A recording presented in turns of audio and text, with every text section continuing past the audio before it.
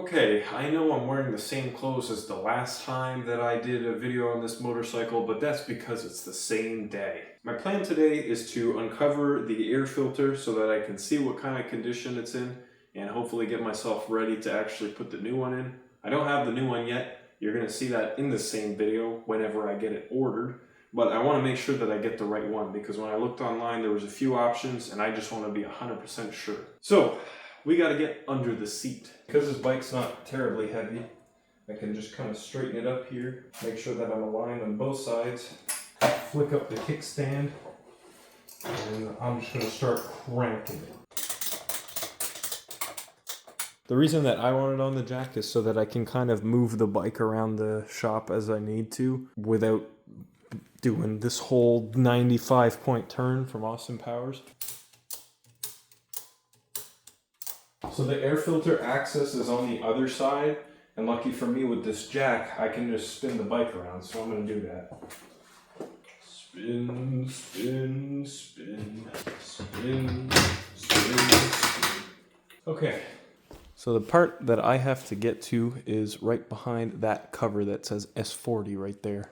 So first things first, I got to take out this hex bolt. It would appear that it is a 5/32. What even is the imperial system? Pull that out.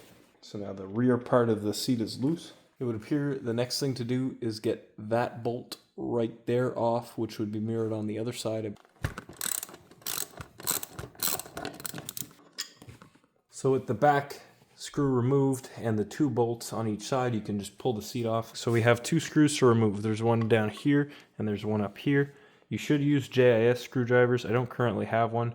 It's better just that way with Japanese bikes to make sure that you don't strip the screw.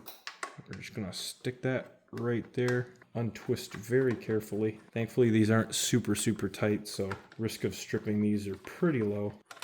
You can pull that out there.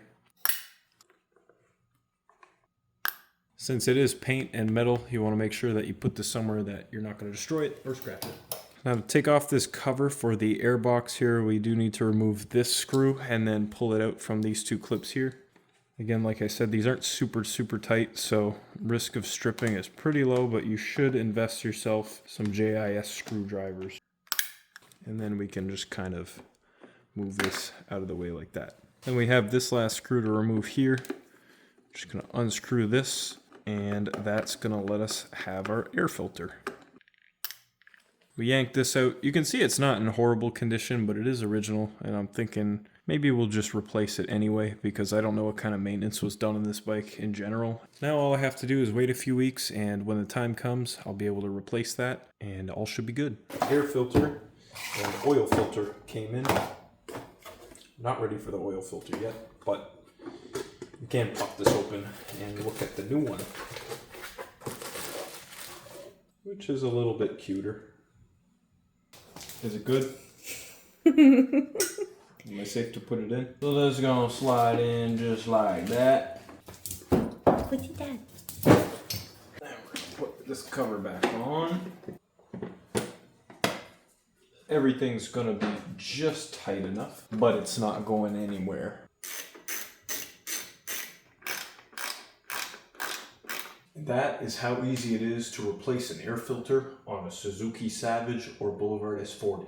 Few bolts, a little bit of time, that's pretty much it. You'll notice the bike is still apart. There are other things that I'm going to be doing, and when it comes time to doing those things, I will show you guys. But next up in the videos to come is going to be a carb clean and an oil change. And hopefully I can show you guys a way to change the oil on these so that it doesn't make a gigantic mess. But I guess we'll have to see how that turns out. If you guys want more bike content, leave a like, consider subscribing, and comment for more. I have car content you can check out, tech content you can check out, or gaming videos if you check out my gaming channel. And other than that, I'll see you guys when I have time.